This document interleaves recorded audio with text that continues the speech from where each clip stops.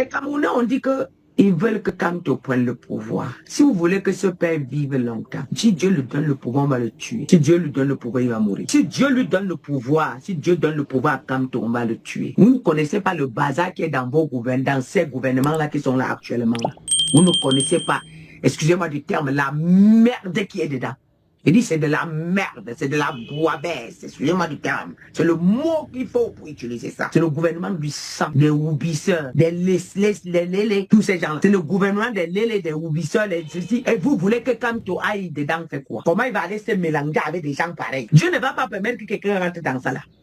Eux-mêmes, ils vont récupérer leur truc, eux-mêmes, ils vont mourir de ça, et puis ils vont abandonner leur place vacante, et quelqu'un va venir. Voilà pourquoi je viens vous expliquer bien pour l'histoire de Kamto maintenant, alors. Vous comprenez bien maintenant. Dieu ne peut pas permettre que le Cameroun, c'est devenu de l'ordure, c'est les ordures. Le gouvernement là, c'est le gouvernement ordure, c'est la poubelle. Regardez bien ceux qui gouvernent là. Regardez bien leur tête, leur front, regardez bien.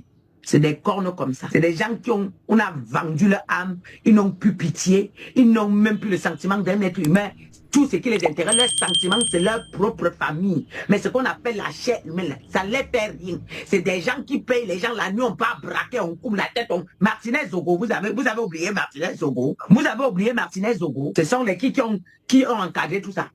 Ce sont les qui, c'est le gouvernement là qui a organisé tout ça. C'est le gouvernement là qui a organisé tout ça. C'est lui qui est en prison là, on dit qu'il est en prison là. C'est juste parce que maintenant il était devant, mais ils étaient au courant, ils savaient que cela devait avoir lieu. Ils étaient au courant. Laurent Esso là, quand on a vu son nom, il est parti en prison. Parce que Laurent Esso détient les secrets que si on le met en prison, il allait parler. Donc on a préféré le laisser comme ça. Et vous voulez que quelqu'un, un être humain qui se respecte pas entrer dans ces choses-là. Donc un être humain qui se respecte pas entrer dans ça là. Dieu ne peut pas permettre un individu se mêler dans ce gouvernement là. C'est eux. Dieu va les laisser.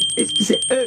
Même si vous votez, on vote Kamto jusqu'à tout le Cameroun vote Kamto. On ne va pas lui donner les voix. Ça va exploser. Maintenant, j'explique bien, vous comprenez pourquoi Dieu a dit que Kamto ne va pas gouverner alors. J'explique maintenant, vous comprenez. Et après cela, ce n'est pas lui. C'est ça, dommage. Si on pousse Kamto devant jusqu'à ça arrive à une certaine dimension. S'il prend l'argent, on va finir avec lui. Même dans l'armée, il y a des gens que Dieu doit faire tomber. Je dis dans l'armée de Biala, c'est gâté. Il y a des gens que Dieu doit faire tomber. Lui-même, il va se charger pour qu'on respire. Les gouvernements de tous ces gens-là, c'est les gouvernements les plus sales.